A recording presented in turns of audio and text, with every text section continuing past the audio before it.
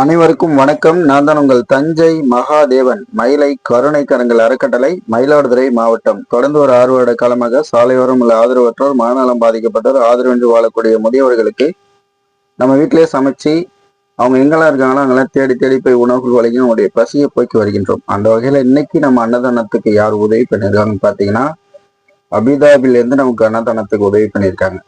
யாருன்னு பார்த்தீங்கன்னா, கன்னியாகுமரி மாவட்டத்தை சேர்ந்த நம்ம மக்கள் மிகவும் நேசிக்கக்கூடிய எங்கள் ஆருயிர் அண்ணன் திரு அருண் அவர்கள் அபிதாபில போய் வேலை பார்க்குறாங்க.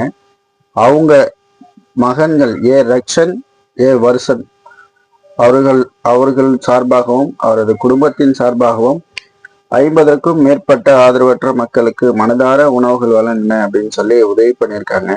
அவங்களுக்கு மனமார்ந்த நன்றிகள்.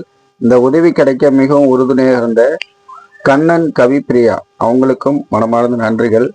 உதவி செய்த குடும்பத்தார்கள் வாழ்வாலும் வாங்க அனைவரும் மனதார வாழ்த்துவோம். தொடர்ந்து இது போல செய்வதற்கு சப்போர்ட் பண்ணுங்க, ஆதரவு கொடுங்க. தானத்தில் சிறந்த தானம் அன்னதானம்.